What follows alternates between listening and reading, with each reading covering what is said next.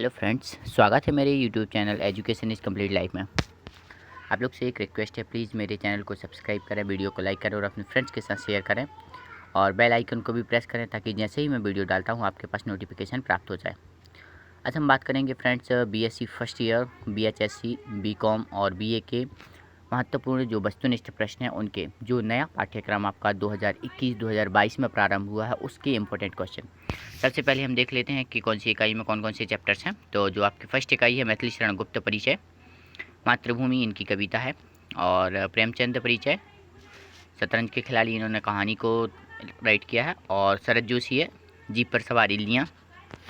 इकाई सेकंड में आपकी जो है विचारक भारतीय भाषाओं में राम, सेकंड है आचार्य रामचंद्र शुक्ल, उनका परिचय दिया हुआ है और उनकी एक रचना दी है उत्साह, भावमूलक जो निबंध है।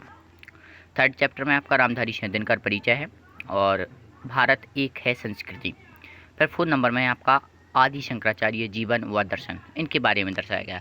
तो ये जो दो चैप्टर हैं आपके जो न्यू सत्र के अनुसार सभी यूनिवर्सिटियों में मेजर और माइनर दो अलग अलग कर दिए। तो जो साहित्य वाले हैं वो ऊपर के 3 चैप्टर पढ़ेंगे जो फर्स्ट यूनिट में हैं, और जो सेकंड वाले हैं जो साहित्य वाले नहीं हैं वो नीचे के 4 चैप्टर पढ़ेंगे। तो स्टार्ट करते हैं फ्रेंड्स।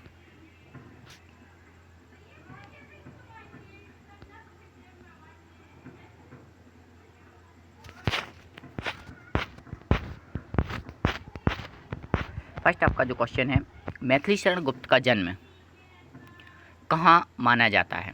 तो मैथिली शरण गुप्त का जो जन्म है वो चिरगांव झांसी में माना जाता है, चिरगांव झांसी। सेकंड क्वेश्चन है आपका, राष्ट्र कवि मैथिली शरण गुप्त का जन्म हुआ था, उनका जन्म कब हुआ था, सत्र पूछा गया है। तो 3 अगस्त 1886, 3 अगस्त 1886। नेक्स्ट क्वेश्चन है, किसके संपर्क में आने के बाद गुप्त जी ने खड़ी बोली में रचना प्रारंभ की थी। तो पंडित महावीर प्रसाद द्विवेदी के संपर्क में आने पर गुप्त जी ने खड़ी बोली में रचना प्रारंभ कर दी थी। नेक्स्ट क्वेश्चन है, मातृभूमि कविता किस युग की कविता मानी जाती है। तो जो मातृभूमि कविता है वो छायावादी युग की कविता मानी जाती है, छायावादी युग की कविता मानी जाती है। नेक्स्ट आपका भारत भारती का प्रकाशन वर्ष क्या है, भारत भारती का प्रकाशन वर्ष। तो फ्रेंड्स ये जो भारत भारती का प्रकाशन जो वर्ष है वो 12-13 दोनों में दिया है। यदि आपके दोनों ऑब्जेक्टिव आते हैं तो सिर्फ आपको 12 चूज़ करना है, वरना 12 और 13 दोनों हैं। नेक्स्ट आपका क्वेश्चन है, मातृभूमि किसकी सगुण मूर्ति है। तो जो मातृभूमि है वो सगुण मूर्ति सर्वेश की है। गुप्त जी किस संप्रदाय या किस परंपरा के प्रतिनिधि कवि थे। तो जो गुप्त जी थे वो वैष्णव परंपरा के प्रतिनिधि कवि थे, वैष्णव परंपरा के।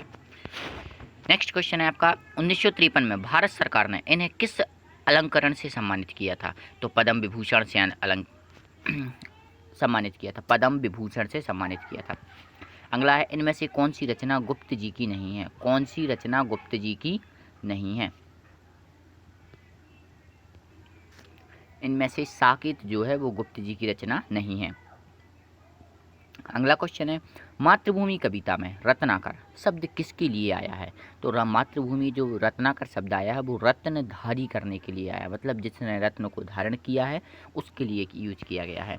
फिर नेक्स्ट आपका है, नीलांबर में कौन सा समास है। तो नीलांबर में जो है वो कर्मधारय समास है, नीलांबर में कर्मधारय समास है। क्वेश्चन नंबर नेक्स्ट आपका है, वात्सल्य शब्द का कविता में अर्थ है। तो वात्सल्य शब्द का जो कविता में अर्थ है वो ईश्वर का प्रेम है। वात्सल्य का मतलब तो प्रेम ही होता है, लेकिन कविता के अनुसार पूछा गया है इसलिए ईश्वर का प्रेम है। ये आपके फर्स्ट चैप्टर के हैं। सेकंड चैप्टर का आपका जो क्वेश्चन है, शतरंज के खिलाड़ी किस विधा की रचना है। तो शतरंज के जो खिलाड़ी हैं वो कहानी विधा की रचना है, शतरंज के खिलाड़ी कहानी विधा की रचना है। नेक्स्ट आपका क्वेश्चन है, प्रेमचंद का वास्तविक नाम क्या था।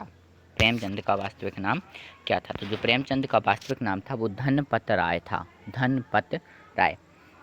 इसके पहले वाला क्वेश्चन जो है, प्रेमचंद का जन्म कब हुआ था। तो प्रेमचंद का जो जन्म था वो 31 जुलाई 1880 को हुआ था, 31 जुलाई 1880 को। अगला क्वेश्चन है आपका, तिलिस्म ए होशरुबा कितनी वर्ष की उम्र में पढ़ लिया था। तिलिस्म ए होशरुबा कितनी वर्ष की उम्र में पढ़ लिया था, मतलब जो प्रेमचंद्र जी हैं उन्होंने तिलिस्म ए होशरुबा कितनी वर्ष की उम्र में पढ़ लिया था। 13 वर्ष की उम्र में। तो 13 वर्ष की उम्र में उन्होंने तिलिस्म ए होशरुबा पढ़ लिया था।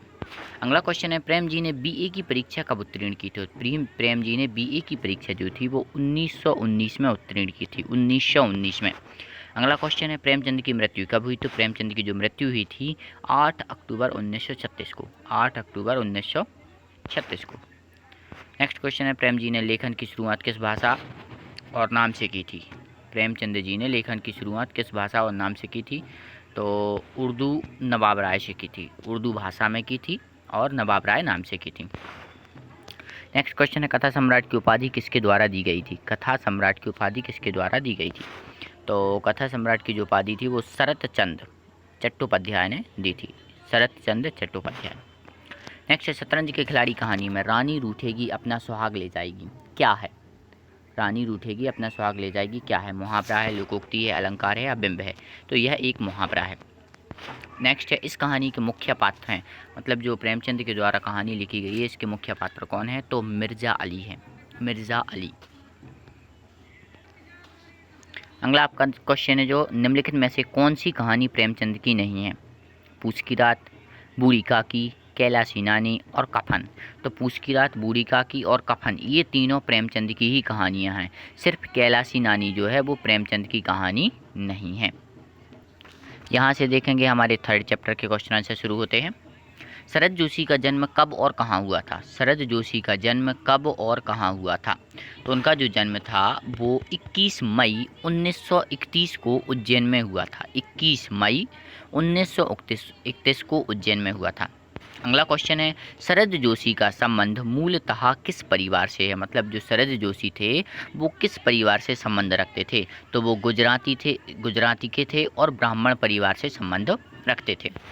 अगला क्वेश्चन है 1990 में शरद जोशी किस उपाधि से सम्मानित हुए? 1990 में शरद जोशी किस उपाधि से सम्मानित हुए? तो उनको पद्मश्री से सम्मानित किया गया, पद्मश्री से सम्मानित किया गया। अगला क्वेश्चन है अन्न की अधिशास्त्री देवी कहा गया है, अन्न की अधिशास्त्री देवी किसे कहा गया है? तो इल्ली को, इला को, लली को या बिल्ली को? तो इसमें से अन्न की अधिशास्त्री इला को कहा गया। इला का मतलब होता है पृथ्वी, इला मतलब पृथ्वी को कहा गया है। अगला क्वेश्चन है इल्लियों को किसकी पुत्री कहा गया है? तो इल्लियों को पृथ्वी की पुत्री कहा गया, मतलब इला की पुत्री कहा गया है। कभी कभी ऐसा भी हो सकता है वो पृथ्वी की जगह इला को रख दें, तो इला की पुत्री कहा गया, मतलब पृथ्वी की पुत्री कहा गया है। नेक्स्ट क्वेश्चन है जीप पर सवार इल्लियाँ किस विधा की रचना है? जीप पर सवार इल्लियाँ किस विधा की रचना है? तो यह एक व्यंग्य निबंध रचना है, यह एक व्यंग्य निबंध रचना है। अगला क्वेश्चन है शहर के अखबारों में किसकी चर्चा जोरों पर थी? तो शहर के अखबारों में चनों की चर्चा जोरों पर थी। अगला क्वेश्चन है अखबारों में किसकी तस्वीर छपी थी? तो अखबारों में जो थी इल्ली की तस्वीर छपी हुई थी, इल्ली की तस्वीर छपी हुई थी। अगला क्वेश्चन है अफसर को किसकी कविता याद आई? तो अफसर को जो थी वो मैथिली शरण गुप्त की कविता याद आई, मैथिली शरण गुप्त की कविता। प्राकृतिक विज्ञान के अनुसार इल्ली से तितली बनती है, किसने कहा है? लेखक ने, अफसर ने, लेखक की पुत्री ने या अफसर के पुत्र ने? तो लेखक की पुत्री ने कहा है कि इल्ली से तितली बनती है, इल्ली से तितली। राम कथा का मूल आधार है वाल्मीकि रामायण, बर्बे रामायण, कंब रामायण या राघवचरित? तो वाल्मीकि रामायण जो है वो रामायण का मूल आधार है। अगला क्वेश्चन है भारतीय वाङ्मय में आदि कवि किसे कहा गया है? तो भारतीय वाङ्मय में जो है आदि कवि वाल्मीकि को कहा गया है। अमानक जातक किस परंपरा का ग्रंथ है? तो अमानक जातक जो है वो बौद्ध परंपरा का ग्रंथ है। परमचर्यु किसकी कृति है? तो परमचर्यु जो है वो स्वयंभू की कृति है, स्वयंभू।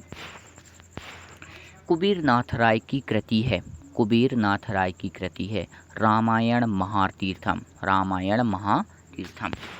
नेक्स्ट है आपका भारतीय भाषाओं में रामकथा का जिन आयामों में वर्णन किया गया है उसे कहते हैं रामोपाख्यान, रामोपाख्यान।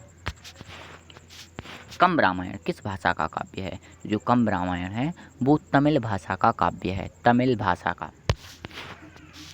कृतिवास रामायण किस भाषा का काव्य है? तो कृतिवास रामायण जो है वो बांग्ला भाषा का काव्य है। नेक्स्ट है आपका रंग रामायण किस भाषा में लिखी गई है? रंग रामायण किस भाषा में लिखी? तेलुगु, तमिल, गुजराती या मराठी? तो रंग रामायण जो है वो तेलुगु भाषा में लिखी गई है। राम के पिता का नाम क्या था? राम के पिता का जो था वो दशरथ नाम था। राम के पिता का नाम दशरथ था। अगला है उत्साह निबंध के लेखक कौन है? उत्साह निबंध के लेखक, तो उत्साह निबंध के जो लेखक हैं वो हैं आचार्य रामचंद्र शुक्ल। आचार्य रामचंद्र शुक्ल। नेक्स्ट है इनमें से उत्साह का प्रकार कौन सा नहीं है? तो युद्ध वीरता, दान वीरता, बुद्धि वीरता या धन वीरता। तो सभी दान वीरता को छोड़ करके सभी उत्साह के ही प्रकार हैं। तो इसका सही आंसर हो जाएगा दान वीरता। इनमें से शुक्ल जी की आलोचनात्मक रचना है। शुक्ल जी की आलोचनात्मक रचना है तो अभिव्यंजनावाद। अभिव्यंजनावाद। नेक्स्ट है चिंतामणि किस तरह के निबंधों का संग्रह है? तो आलोचनात्मक जो है वो निबंधों का संग्रह है। चिंतामणि जो है वो आलोचनात्मक निबंधों का संग्रह है। नेक्स्ट है आपका हिंदी साहित्य का इतिहास किस तरह का ग्रंथ है? तो यह निबंधात्मक है। हिंदी साहित्य का इतिहास निबंधात्मक है। उनका अनुदित शशांक उपन्यास किस भाषा का है? बांग्ला भाषा का है। नेक्स्ट है कर्म के अनुष्ठान में जो आनंद होता है उसका विधान कितने भागों में पड़ता है? तो 3 भागों में पड़ता है। बुद्धि द्वारा पूर्ण रूप से निश्चित की हुई व्यापार परंपरा का नाम ही प्रयत्न है। किस निबंध का सूत्र है? तो यह उत्साह निबंध का सूत्र है। यह उत्साह निबंध का सूत्र है। अगला जो क्वेश्चन है वो है शुक्ल जी का अनुदित ग्रंथ विश्व प्रपंच मूलतः किस भाषा का है? तो यह जो है वो बांग्ला भाषा का है। नेक्स्ट क्वेश्चन है सूर्य तुलसी जायसी ग्रंथावली किसकी है? तो आचार्य रामचंद्र शुक्ल की है सूर्य तुलसी जायसी ग्रंथावली। आचार्य ने कितने ज्योतिर्लिंगों की स्थापना की थी? तो आचार्य ने 12 ज्योतिर्लिंगों की स्थापना की थी। जी नेक्स्ट चैप्टर के क्वेश्चन वस्तुनिष्ठ हैं। नेक्स्ट है आपका श्रृंगेरी मठ कहाँ पर है? श्रृंगेरी मठ जो है वो दक्षिण भारत में है। श्रृंगेरी मठ दक्षिण भारत में है। विशेषिक दर्शन किसका है? तो कणादि का। विशेषिक दर्शन किसका है? कणादि का। नेक्स्ट है आपका पूर्व मीमांसा के प्रवर्तक कौन थे? पूर्व मीमांसा के प्रवर्तक कौन थे? कणादि। नेक्स्ट है चंडाल को गुरु मान जिन श्लोकों से उनकी वंदना की उनका नाम है? मनीष पंचक। मनीष पंचक। नेक्स्ट है कृष्ण के विषय में माता को बताने के लिए शंकराचार्य ने जिस अष्टक की रचना की थी उसका नाम है कृष्णाष्टक। कृष्णाष्टक। नेक्स्ट है शंकराचार्य ने माँ को अद्वैत दर्शन समझाने के लिए किस ग्रंथ की रचना की? तो तत्वबोध की रचना की थी। तत्वबोध की। नेक्स्ट शंकराचार्य के नर्मदा की प्रार्थना के स्रोत किस नाम से प्रसिद्ध हैं? तो कनकधारा के नाम से प्रसिद्ध हैं। कनकधारा के नाम से। नेक्स्ट है बृहत शंकर विजय किसका लिखा ग्रंथ है? तो चित्त सुखाचार्य। अगला है आपका मंदिर में वहीं पहुंचता है जो धन्यवाद देता, धन्यवाद मांगने नहीं, किसका कथन है? तो यह जो है वो शंकराचार्य का कथन है। नेक्स्ट है शंकराचार्य की माता का नाम क्या है? आर्यम्बा देवी। आर्यम्बा देवी। अगला है आपका शंकराचार्य के पिता का नाम क्या है? तो शंकराचार्य के जो पिता का नाम था वो शिव गुरु था। Thanks for watching friends. और आप लोग को यदि चैप्टर वाइज चैप्टर चाहिए तो मैं आपको पूरे चैप्टर का भी PDF डाल सकता हूँ। आप लोग कमेंट करें तो मैं आपको PDF भी डाल दूँगा।